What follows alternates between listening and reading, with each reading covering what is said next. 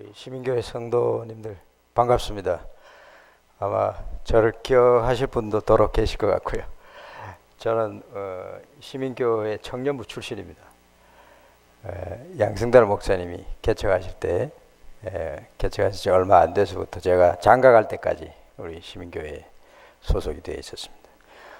오랜만에 우리 구장로님도 뵙고 우리 저 심장로님도 저기 앉아 계신데 아주 반갑습니다. 고향에 온 것 같습니다.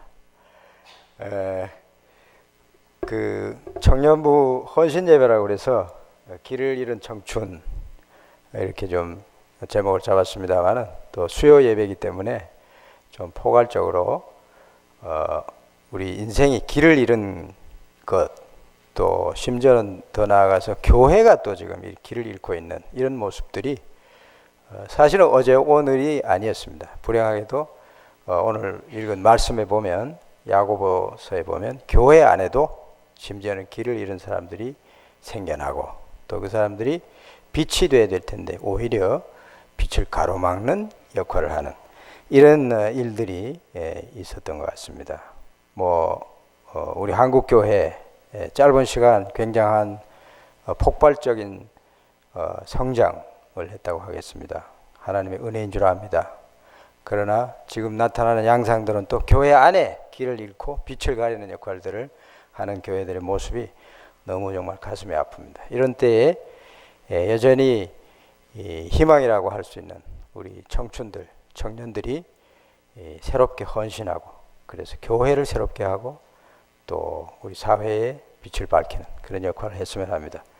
그래서 청년들 우리 청년들이라고 해서 옛날에는 뭐 이렇게 장가 가기 전까지 하니까 얼마 안 됐는데 요새는 또 장가 시집을 늦게 가가지고 굉장히 많은 것 같습니다. 청년들이. 네, 헌신할 준비가 되셨는지 모르겠습니다. 오늘 아마 직장 마치고 헐레벌떡 또 이렇게 특송 또 연습해가지고 하시느라고 이미 헌신을 한 줄 압니다. 그런데 우리가 같이 좀 말씀에 비추어서 정말 우리가 어떻게 이 세상에 빛이 되고 또 우리 인생 내 자신부터 어떻게 좀 풍성하고 또 생명이 넘치는 그런 행복한 삶을 살 수 있나 다시 한번 원리를 확인했으면 합니다. 우리 그 인생이 하나님을 떠나면서 불행이 시작이 됐는데 하나님을 떠나면서 우리는 영원한 존재라는 생각을 못하게 됐습니다. 그래서 내가 영원하냐 이런 생각을 감히 꿈에도 못 꾸죠. 그래서 이 세상에 있는 동안 이 실존하는 동안이 전부가 됐죠. 그런 이 세상이 보이는 것, 또 이 짧은 90 혹은 요새 9988이라고 그러죠. 99세까지 팔팔하게 사는 게 목표인데 99세까지 산다고 하더라도 그게 인생의 전부라고 한다면 우리가 추구할 수 있는 것은 자연히 내 자신을 즐겁게 하는 것밖에 없죠.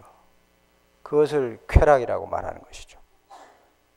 누구든지 내 자신을 더 짧은 기간 동안 더 즐겁게 하다가 인생을 끝내야 되는 거 아니냐. 그거라도 해야 그게 행복이 아니냐.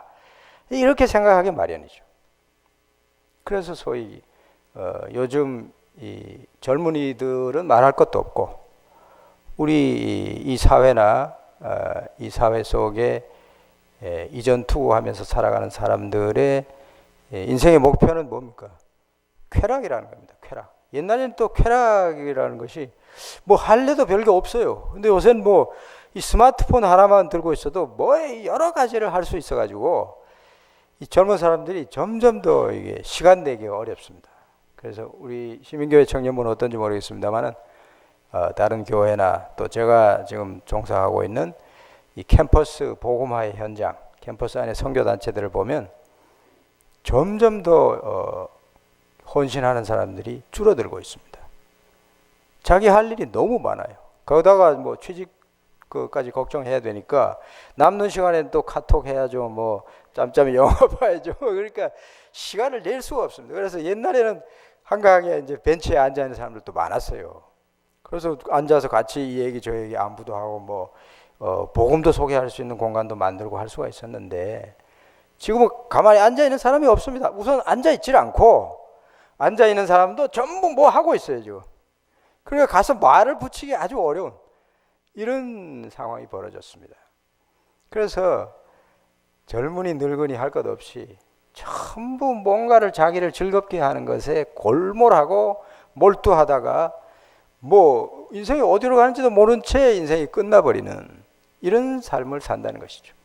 그러면 쾌락을 추구한다는 게 그리 쉽습니까? 너도 나도 다 쾌락을 추구하니까 쾌락을 추구하는 것도 돈이 좀 있어야 되는 거예요. 지금. 돈이 들어야죠. 또 뭔가 좀 파워를 가지고 있어야 돈이 또 생긴단 말이에요. 그러니까 돈, 권력 이런 것들이 또 쾌락의 수단으로서 중요하게 붙잡아야 될 이런 가치가 되다 보니까 뭐 인생이 정신이 없습니다. 근데 과연 그런 인생이 행복하겠습니까? 2년 전에 우리 그 작곡가 겸 가수인 박진영 씨가 부른 노래가 굉장히 센세이션을 일으켰던 적이 있죠. 혹시 그 여러분들 들어보셨습니까? 놀 만큼 놀아봤어. 박진영의 놀 만큼 놀아봤어. 우리 청년들 들어보신 분들 계세요? 박진영의 놀 만큼 놀아봤어. 야, 이 큰일 났네 이거. 이 놀 만큼 놀아봤어를 이해하려면 좀 놀아봐야 되는데. 예, 이 예배당 오늘 예배 시간이긴 합니다만은 박진영 씨의 노래를 같이 한번 들어보면 어떻겠습니까? 그래서 박진영 씨가 놀 만큼 놀아보고 나서 어떤 결론을 내리고 있는지 아주 중요한 메시지가 담겨 있습니다. 한번 부탁할게요. 들어주시겠어요? Vous voulez comment? Vous voulez quoi? Qu'est-ce que vous voulez? La vérité. La vérité? Qui m'a créé? Pourquoi je suis ici? D'où est-ce que je viens? Et où est-ce que je vais? Pourquoi vous voulez savoir? Vous? Vous ne voulez pas savoir? Tout prendra fin le jour de votre mort. Si tout prend fin, pourquoi vivre alors? Vous comprendrez quand vous mourrez. Ne vous inquiétez pas trop. En vieillissant, on s'inquiète trop. Et voilà. Je suis désolé, je suis en retard.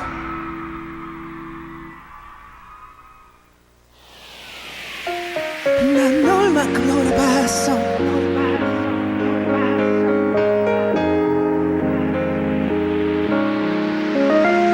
난 놀만큼 놀아봤어.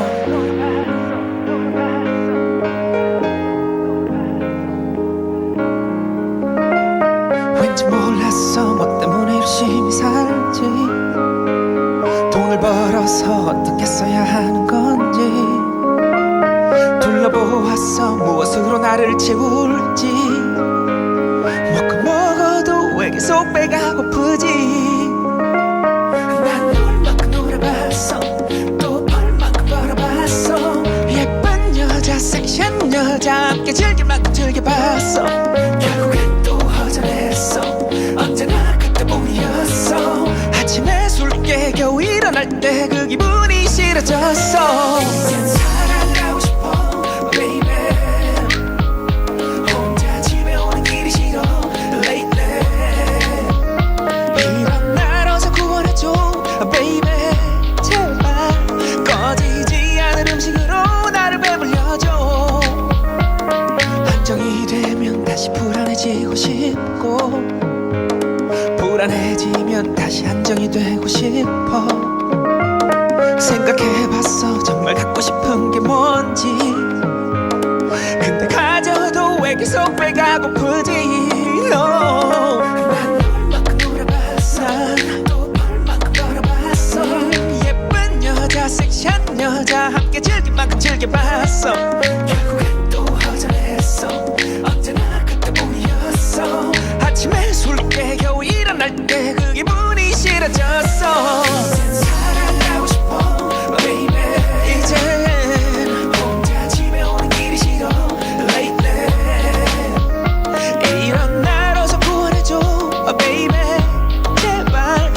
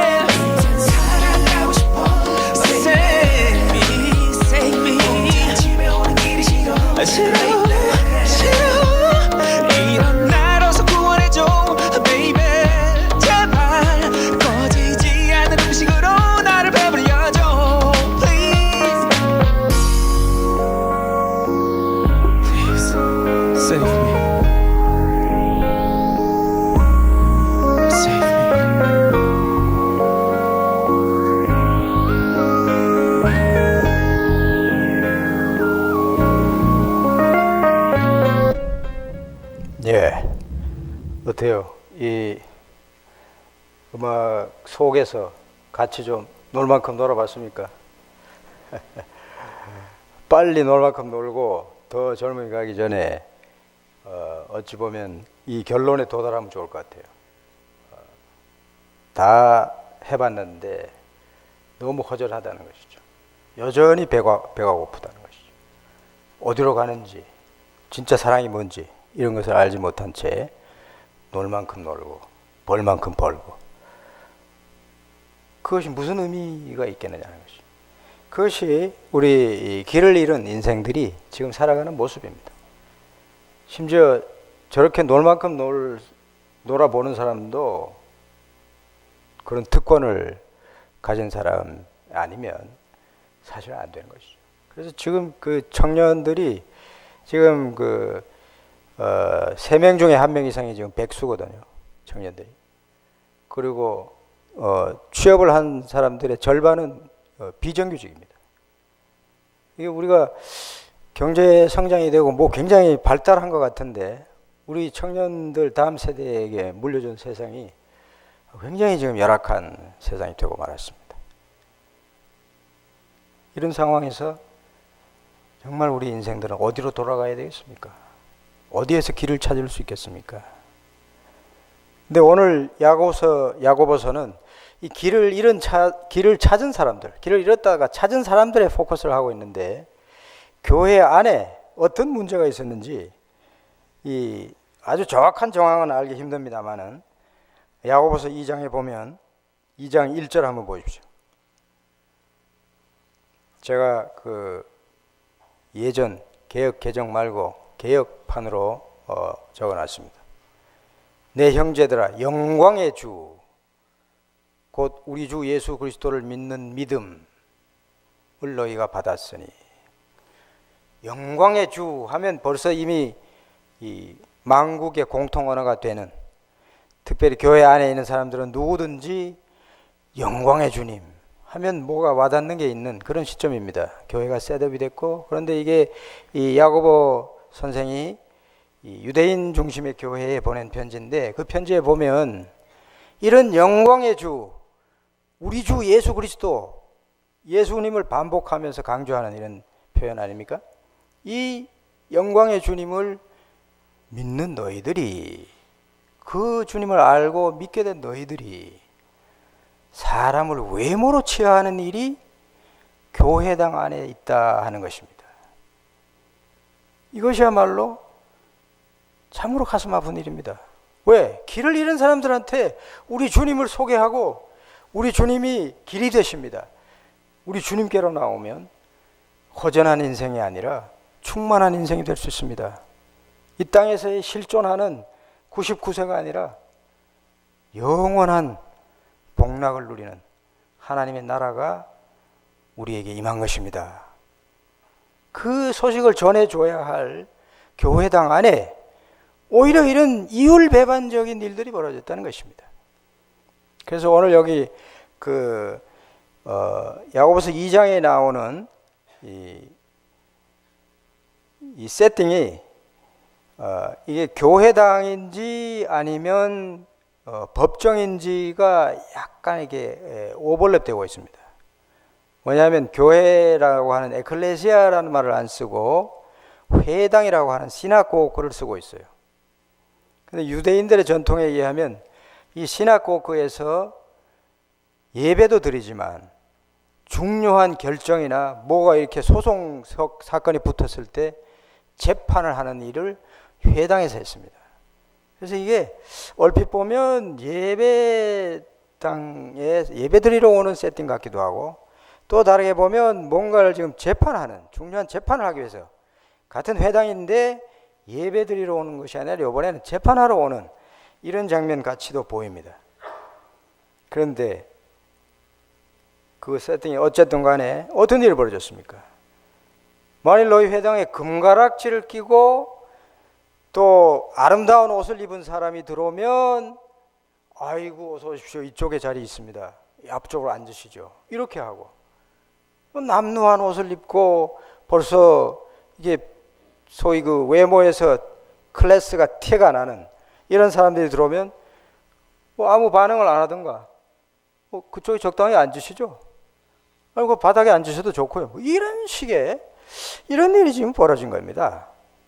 이게 아마도 재판장의 상황이라면 이 재판을 맡은 사람이 그렇게 지금 하는 거예요. 재판을 맡은 사람이 부자가 들어오니까 얼른 내려가가지고 일로 오세요. 이 당시에 이 교회는 뭐 이 사회도 그랬습니다만 가난한 사람이 90%입니다. 가난한 사람이 90%.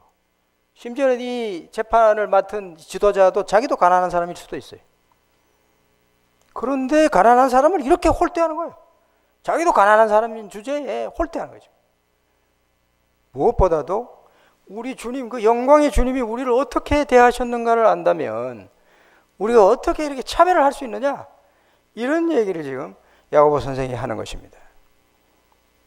외모로 취하지 말라. 혹시 허준, 뭐 이미 지난 옛날 얘기입니다만은 드라마 허준을 보신 분들은 허준의 그 어록이 여러 가지가 있습니다만 그 중에 한 가지 어록, 중요한 어록이 뭡니까? 의원은 뭐라고 그랬습니까? 의원은 병자의 행색을 보지 않고 병자의 병을 보느니라. 그 사람이 의원이죠. 돈을 벌기 위해서 행색이 좀 괜찮으면 아이고 뭐 잘해주고 고쳐주고 가지고 어떻게 돈을 챙기려고 하고, 가난한 사람이 들어오면 그거 고쳐주지도 않고, 그게 무슨 의원입니까? 허준이 깨닫고 있었던 그런 진리조차 이 야고보 선생이 써보낸 이 회당에는 그런 일이, 이율배반적인 일이 벌어졌던 것이죠. 만약에 우리 주님께서 오셔가지고 우리의 행색을 보시고 우리의 외모를 보시고 우리를 영접해 주시든 혹은 영접해 주시지 않는 식으로 하셨던, 그런 식으로 하셨다고 한다면 저와 여러분이 어떻게 됐겠습니까? 도대체 우리가 뭐가 가진 게 대단해서 하나님의 자녀가 되고 하나님의 이름을 그야말로 땡겨서 쓰고 하나님의 상속자가 되고 하나님 나라의 상속자가 되고 이런 일들이 어떻게 가능했겠습니까? 그분이 차별하지 않고 누구든지, 심지어는 밑바닥으로 오셔가지고 마구간에 오셔가지고 우리를 영접해 주셨기 때문에 저와 여러분이 다 이 하나님 나라에 들어오게 된 것이 아닙니까? 그런데 너희들이 어찌하여 회당 안에서 혹은 회당에서 중요한 의사결정을 하고 송사의 일들을 마무리하는 이런 법정으로 모였을 때에 어찌 이런 차별이 있느냐? 어찌 외모로 판단을 하느냐? 이것이 지금 야고보 선생이 호되게 질책하는 것입니다. 그 뒤에 가보면 계속 반복적으로 이 죄악이 얼마나 극심한 죄악인가 하는 것을 보여주고 있는 것입니다. 4절에 가보시면 너희끼리 서로 차별하며 악한 생각으로 판단하는 자가 되는 것이 아니냐? 판단하는 자가 되는 것 자체가 이미 문제 아닙니까? 누가 함부로 판단합니까? 왜 너희들이 재판장이 되느냐 이겁니다. 더 나아가서 재판을 갖다가 이 외모로, 소위 신문지상에 자주 나오는, 우리 사회에서 자주 나오는 그 사자성어가 뭡니까? 유전무죄요. 무전유죄야. 이게 지금 뭐 시시비비를 가릴 문제가 아니야. 그냥 정치적으로 뒷돈 챙겨주면 그냥 무죄야. 그런 사회가 어떻게 건강한 사회가 되고 행복한 사회가 되고 기강이 잡히는 사회가 되겠습니까? 이런 일들이 교회 안에서, 회당 안에서 예배 드리러 올 때 좀 가락지를 끼고 오면, 이 당시에는 남자들도 가락지를 껐습니다. 부자들은. 그것이 부의 상징입니다. 가락지 딱 보이면 벌써 쫓아가야 돼.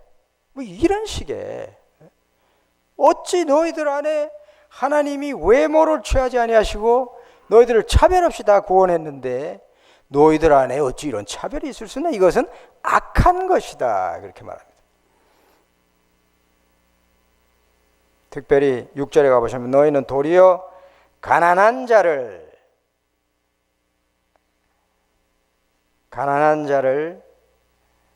업신여겼도다.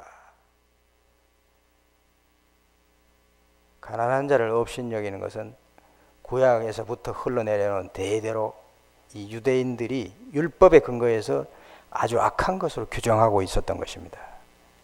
가난한 자를 업신여긴 것. 이것은 사실 어떤 면에서 수고와 같은 것입니다. 이 가난한 자란 말을 이웃이란 말로 바꿔 쓰기도 합니다.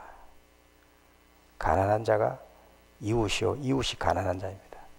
그래서 가난한 자를 업신여기지 말라를 신약의 버전으로 옮겨놓으면 이웃을 업신여기지 말라는 것입니다.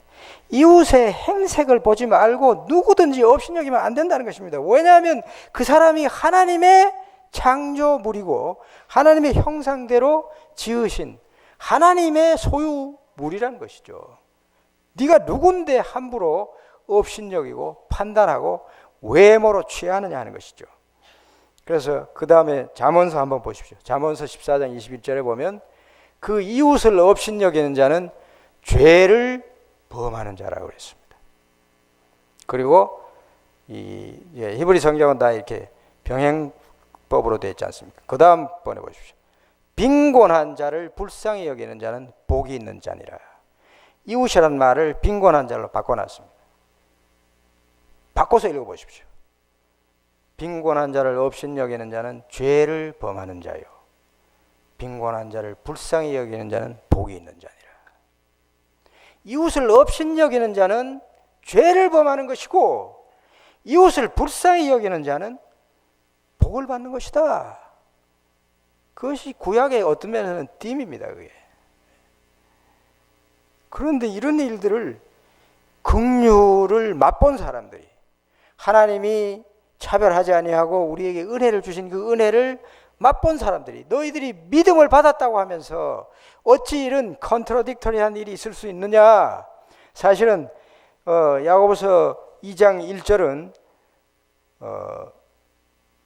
대하지 말라 해가지고 명령형으로 번역을 해놨습니다만은 어떤 면에서는 이게 명령형이라기보다는 서술형입니다. 영광의 주 예수 그리스도에 대한 믿음을 가진 사람은 사람들을, 이웃을 차별하는 것과 양립할 수 없다는 거예요. 믿음이 있다는 것과 이웃을 차별하는 것은 서로 같이 있을 수가 없는 거예요. 믿음이 있다고 하는 사람은, 이 긍휼을 아는 사람이, 하나님의 긍휼을 받은 사람들이 어떻게 이웃을 차별하고 이웃을 불쌍히 여기지 않고 함부로 멸시하고 업신여기냐 이거예요. 이 두 개는 서로 양립할 수 없다라고 하는 서술문입니다. 이게 서술문인데 문법에 따라서는 이것을 명령형으로 번역해 놓기도 합니다. 우리말 성경은 지금 명령형으로 번역을 해놨습니다만 이 두 가지가 양립할 수 없는 것을 너희들이 어떻게 그걸 함께 붙들려고 하느냐. 그것은 둘 중에 뭐 하나 잘못된 거야. 믿음이 가짜든지 아니면 믿음이 진짜면 너희들이 더 큰 죄악을 범하는 거야. 너희들이 믿음이 있다고 하면서 하나님의 긍휼을 안다고 하면서 이웃을 멸시하고 함부로 차별하고 업수히 여기고, 이것은 더 큰 죄악입니다. 그래서 이런 사람들은 그 13절의 마지막에 가보십시오. 긍휼을 행하지 아니하는 자에게는 긍휼 없는 심판이 있을 것이다. 굉장히 무서운 경고를 하고 있습니다. 이웃을 긍휼히 여기지 못하고 함부로 업신여긴 사람은 자기가 마지막 하나님의 심판대 앞에 섰을 때 너도 긍휼의 경험을 받지 못할 것이다. 아주 엄정한 경고를 합니다. 그 다음에 보십시오. 그 다음에는 또 파지티브한 말로 바꿨죠. 긍휼은 심판을 이기고 자랑하느니라.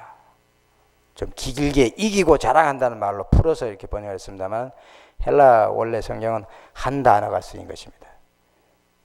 멸시한다 혹은 무시한다 하는 말입니다. 다시 말해서 긍휼은 심판을 우습게 여긴다는 것입니다. 긍휼이 있으면 심판을 두려워할 필요가 없다는 것입니다. 그래서 이 구절은 저에게 익숙한 요한일서 4장 한 구절을 떠올리게 만듭니다. 요한일서 4장 17절 18절에서 하나님이 어떠한 사랑으로 우리를 사랑하셨느냐 그것을 길게 서술하고 나서 우리도 이와 같이 형제를 위하여 목숨을 버리고 서로 사랑하자라고 하면서 뒤에 붙여놓은 말이 바로 이 말입니다. 거기에도 심판날이 나오죠. 이로써 사랑이 우리에게 온전히 이룬 것은 우리로 심판날에 담대함을 가지게 하려 함이니, 우리가 이 최고의 법에 근거해서 이웃을 사랑하는 이런 삶을 외모로 취하지 아니하고 아무도 함부로 업신여기지 아니하고 이웃을 사랑하는 삶을 살 수만 있다면, 심판날에 우리 주님께서 그 법정에, 하늘 법정에 옆에 서 계시다가 암흑에 우리 형제는 긍휼의 증거가 있습니다, 하나님 앞에 변론해 주신다는 것이죠. 내가 십자가에 달려서 대속의 희생을 치르고 긍휼을 만천하에 베풀었던 그 긍휼을 맛보고 하나님의 자녀가 된 사람의 특징, 증거, 그것이 있다는 것입니다. 그렇기 때문에 두려워할 필요가 없다는 것이죠. 거기 최고의 법이라는 말을 썼습니다만, 그것은 사실은 이 로이알, 이 왕가의 그 왕족의 법이 최고의 법입니다. 왕족의 법, 이웃을 사랑하라, 이것을 염두에 두고 그 기준대로 살 수만 있다면 우리는 왕족의 특징을 지닌 사람들이 되는 것입니다.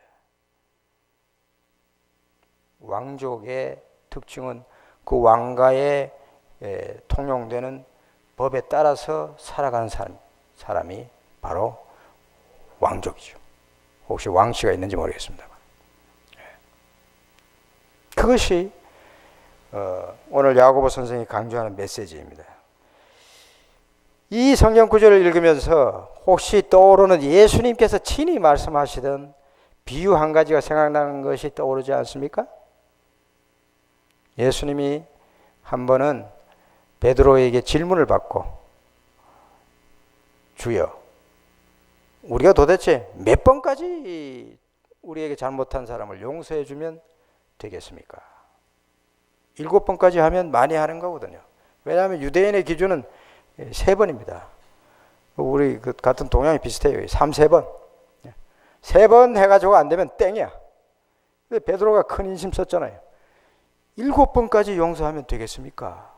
미리 선수 쳤어요. 근데 예수님이 뭐라고 말씀하셨어요? 70번씩 7번이라도 용서해라. 죄를 범하고 또 찾아와서 잘못을 구하고 용서를 빌면 또 용서해줘라. 거기 70번, 7번, 이건 무슨 77이 449 해가지고 490번 하고 땡 하라는 게 아니라 그 완전수를 말하는 것이거든요.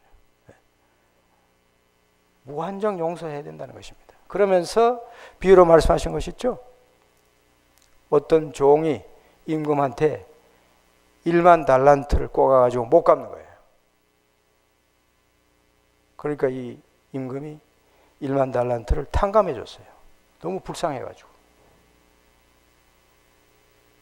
그런데 이 종이 나가가지고 자기 친구, 자기 동료 종한테 꽂았던 100데나리온 안 내놓는다고 그 처자들 다 옥에 가두고 멱살 드잡이 해가지고 난리 법석을 피운 거예요. 그 소문을 듣고 이 임금이 어떻게 반응했습니까? 당장 그놈 잡아와라. 혹시 마지막에 그 비유의 마지막에 어떻게 끝났는지 기억하십니까? 마태복음 18장, 제가 여기 띄우지 못했습니다만 마태복음 18장 34절에 보면 주인이 노하여 그 빚을 다 갚도록 그를 옥졸들에게 넘기더라. 주인이 가혹합니까? 전혀 가혹한 게 아니에요. 사실은 원래가 자기가 갚아야 될 돈이라고. 원래가 그거를 불쌍해가지고 탕감을 해줬는데 자기 친구한테 그 100데나리온 받아내려고 그 작당을 하고 말이죠. 추태를 보이고, 이게 도대체 1만 달란트 탕감받은 사람인지 아닌지 헷갈리는 이런 일들을 벌였기 때문에 예수님이 이 비유 속에서 33절에 보면 이렇게 질책을 하시면서 옥에 쳐넣는 장면입니다. 내가 너를 불쌍히 여김과 같이 너도 내 동료를 불쌍히 여김이 마땅치 아니하냐? 그게 당연하지 않느냐? 내가 임금으로서 어마어마한 돈을 탕감했는데 네가 너 친구한테 꿔준 그 100데나리온 때문에 이렇게 한다는 것은 있을 수 없는 일이다. 이것은 양립이 불가능하다. 네가 내 긍휼의 의미를 모르든가 아니면 네가 지금 어마어마한 죄악을 범하는 것이라는 거죠. 1만 달란트 탕감 안 받았을 때 100데나리온 가지고 100데나리온 가지고 멱살잡이 한다 그러면 누가 뭐라 그러겠어요? 그런데 1만 달란트 탕감을 받아놓고서 100데나리온 가지고 그 짓을 하니까 이건 아니다. 마땅치 아니하냐? 이게 센 말이 아닙니다. 이게 어떤 면에서 당연하다는 얘기거든요. 이게 그냥 마음속에서 저절로 우러나와야 되는 거예요. 이게 왜 그렇습니까? 1만 달란트가 얼마나 큰 돈입니까? 1만 달란트 기억하십니까? 한번 넘겨보십시오. 그 다음에 1만 달란트는 한 달란트가 6,000데나리온이에요. 데나리온은 여러분들한테 이미 익숙하지 않습니까? 한 데나리온은 하루 품삯입니다. 하루 품삯이 뭐 5만, 알바는 5만 원, 또 비정규직 한 10만 원, 5만 원, 10만 원 사이 이렇게 잡을 수 있다고 칠 때 이게 100데나리온이면 적어도 한 5달 일해야 되는 거예요. 공휴일 빼고 주말 빼고 5달 열심히 일해야 모을 수 있는 돈이 100데나리온입니다. 그런데 이 달란트라고 하는 돈은 한 달란트가 6,000데나리온이에요. 6,000데나리온. 6,000데나리온은 거의 20년 일해야 되는 돈이에요. 한 달란트가 근데 10,000달란트야 이게. 만이라고 그런 것은 우리말로도 그렇습니다만 만은 어마어마한 걸 만이라는 거예요. 옛날 사람들은 만보다 더 높은 수를 생각하기 힘들어요. 그래서 10,000달란트라는 거면 이게 10,000달란트야. 우리 세대는 이제 억이었는데 요새는 억은 우습더라고 보니까. 어쨌든 간에 어마어마한 돈이에요 이게 액수가. 그래서 그냥 만을 1만으로 계산한다 하더라도 10,000달란트와 100데나리온의 비율은 어떻게 됩니까? 우리 수학 잘하는 사람들 없습니까? 산수? 네? 한 달란트가 6,000데나리야. 그러면 1만 달란트는 100데나리온의 몇 배야? 100데나리온의 몇 배가 되는 거예요? 60만 배가 되는 거예요. 60만 배. 이 비율을 손쉽게 이해하기 위해서 주일학교 버전으로 풀어서 설명하면 어떤 애가 갑자기 사탕벼락을 맞아. 사탕벼락을. 요즘 대학생들은 벼락 맞아 죽어도 좋으니까 돈벼락 좀 맞게 해달라고. 어떤 애가 60만 개 벼락을 맞았어. 그래서 사탕 막 쑤셔 넣고 난리가 난 거야. 얘가 이제 난리가 완전 속주머니까지 넣고 막 동네 나가가지고 친구가 이 사탕 먹고 있는 거 보니까 야, 그 사탕 하나만 달라. 안 줘. 하나 안 줘. 집에 60만 개가 있는데 사탕 하나 안 줘. 이게 이 비유의 액면가 그대로 만으로 보더라도 엄청난 돈입니다, 이게. 제가 이 비유를 읽다가 이게 궁금증이 생겨가지고 아니 도대체 그 큰 돈을 빌려다가 이놈이 뭘 했나? 또 그 임금은 왜 그 돈을 계속 꿔줬는지 이해가 좀 안 갑니다. 그게 뭡니까? 그러니까 이게 이야기죠. 예수님이 지금 하나님의 은혜를 하나님의 나라의 그 어마어마한 영광을 10,000달란트로 지금 숫자화해서 비유로 말씀하시는 거 아닙니까? 네. 그런데 이런 큰 은혜를 받은 우리가 60만 개 사탕이 있는데 하나 그거 주느냐 안 주느냐 꿔줬다가 안 준다고 막 멱살잡이하고 말이죠. 네. 이것이 하나님의 나라의 논리와 이 세상의 논리의 차이입니다. 하나님의 나라를 아는 사람들은 이 100데나리온 물론 한 5달 모아야 되는 돈이야. 좋아, 그거 알아. 그런데 그런 거 그냥 거저 탕감해 줄 수도 있는 사람들이에요. 차원이 바뀐 사람들이 바로 이런 사람들 아닙니까? 이런 비유 때문에 여러 사람들이 야고보뿐만 아니라 베드로 사도는 조금 뒤에 한번 가보십시오. 베드로 사도는 베드로전서에서 권면을 하면서 아주 짧은 한마디 이 말을 썼습니다. 다 같이 한번 읽어보십시다. 무사람을 공경하라. 제가 언젠가 우리 회보에 글을 쓴다고 원고에 옛날 얘기입니다. 벌써 제가 거의 30대 20대 말에 그때 우리 회지 만들고 하잖아요. 학교 애들도 하고. 그때 제가 군대 생활 좀 소개하면서 썼던 기억이 나는데 무사람을 공경하라 이 베드로전서를 이제 인용을 했어요. 근데 이걸 교정 보는 친구가 요거를 잘못 쓴 줄 알고 웃사람을 공경하라고 이렇게 해놨더라고. 웃사람은 누구나 하지. 요즘 웃사람도 존경 못 받는 사람 많습니다만은, 그런데 하나님 우리에게 요구하시는 건 뭡니까? 모든 사람을 공경할 것을 요구하는 것입니다. 왜 그렇습니까? 그 1만 달란트 때문에 그래요. 1만 달란트 긍휼을 아는 사람은 누구든지 긍휼을 그냥 자동적으로 흘러나와서 끼칠 수 있는 사람이 된 사람이에요. 그래서 어찌 보면 이 야고보 사도의 이게 혹시 이거 가상적인 사건을 두고 얘기한 거 아닌가, 이렇게 이제 해석을 하려고 하는 사람들도 있습니다. 그건 지금 옛날 얘기니까 알 수는 없어요. 어쨌든 간에 야고보 사도도 강조하려고 하는 것이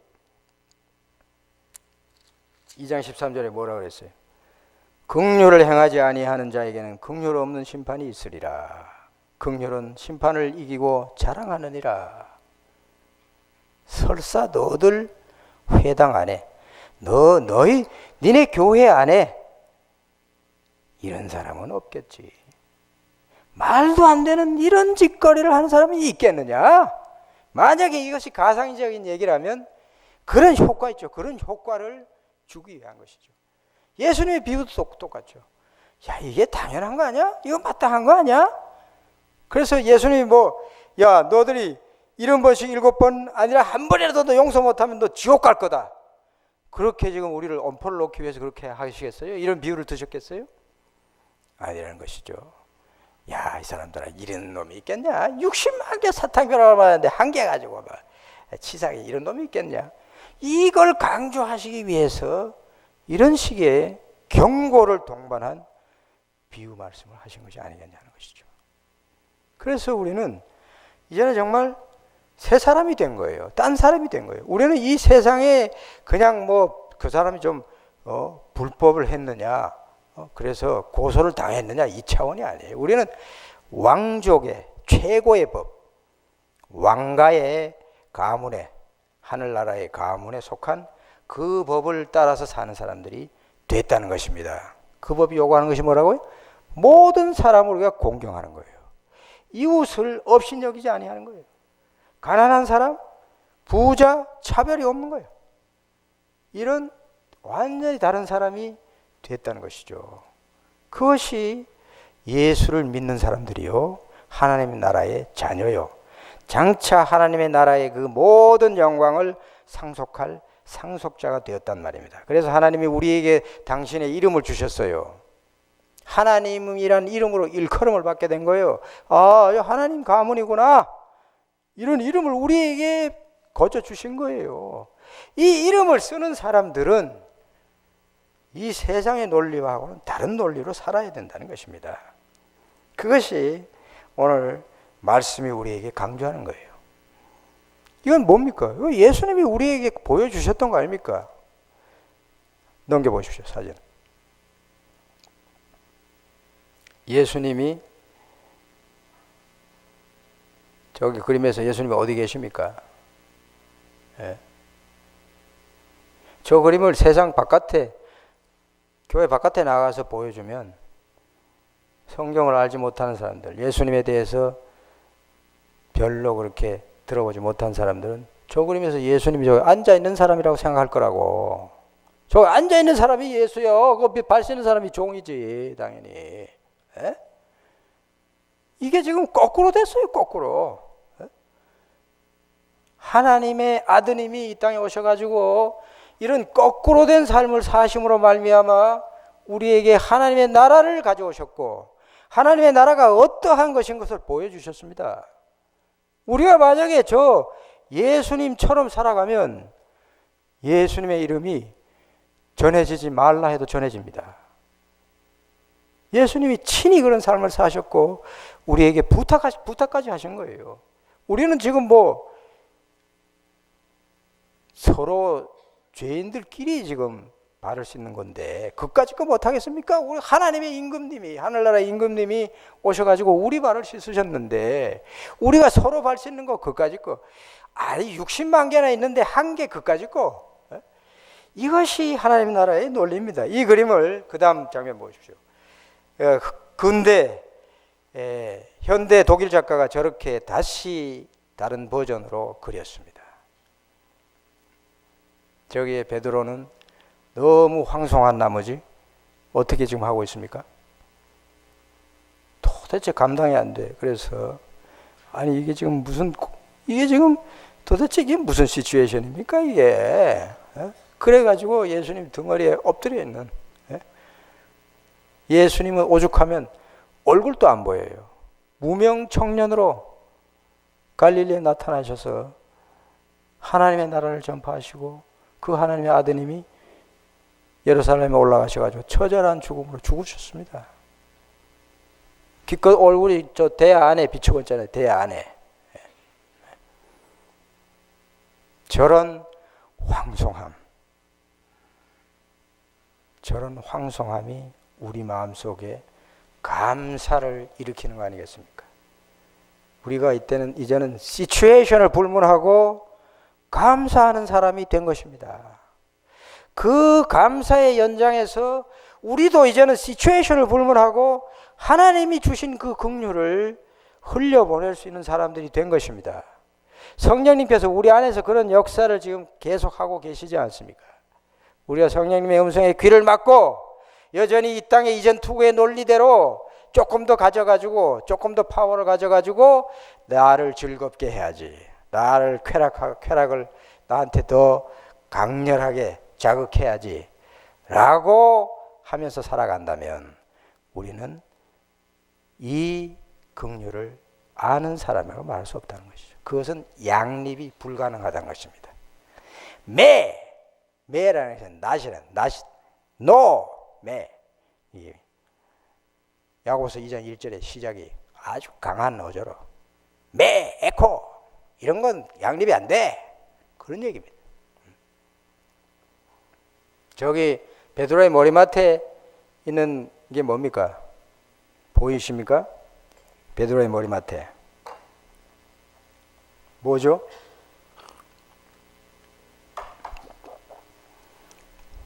떡과 포도주 잔이 놓여 있죠.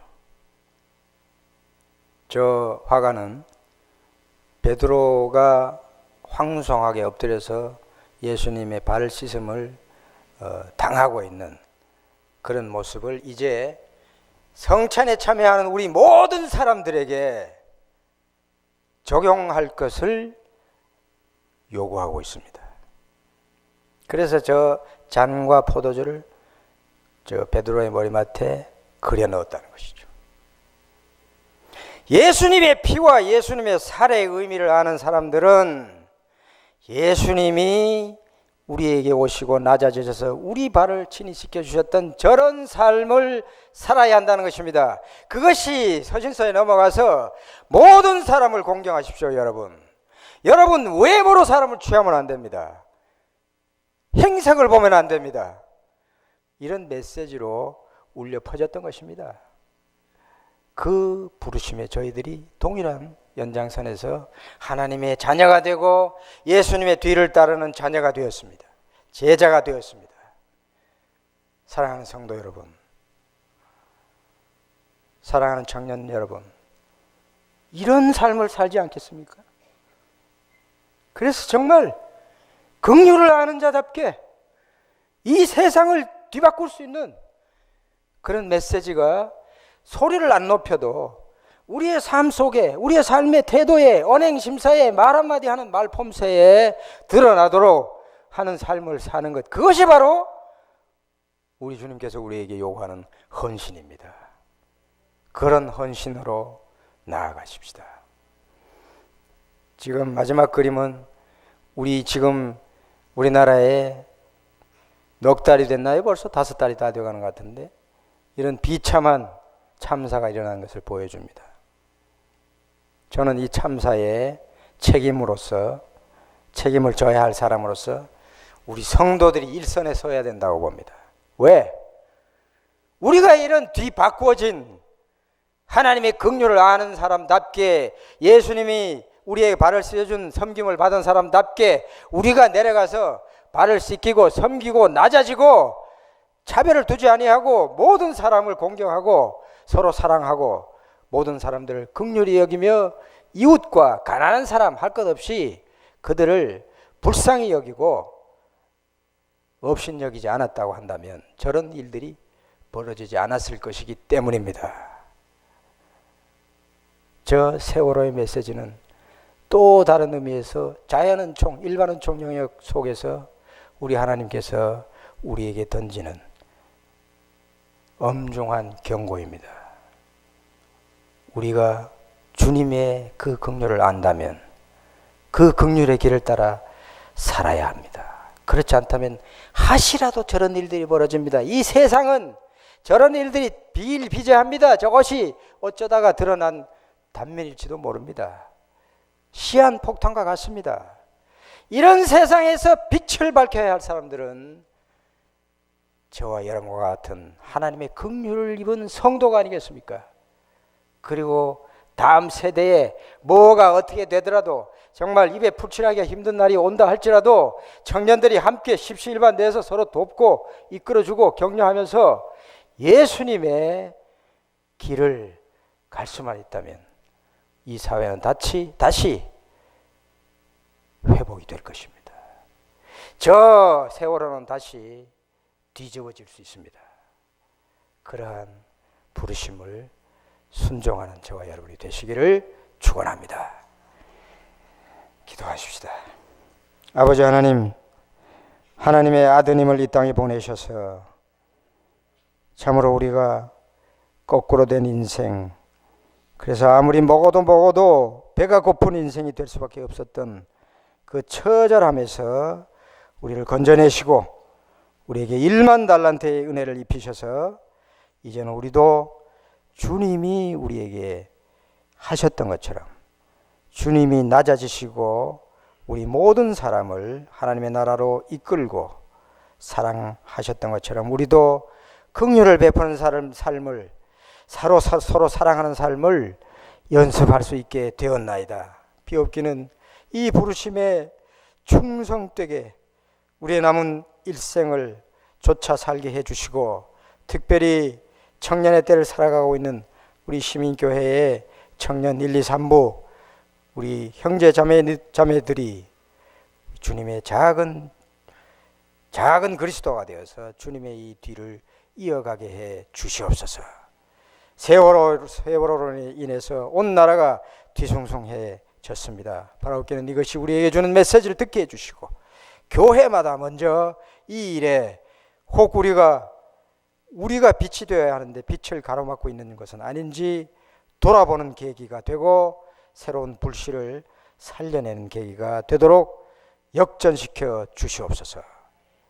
우리 주님의 크신 은총 이제도 감사하옵고 예수 그리스도 이름으로 기도합니다. 아멘.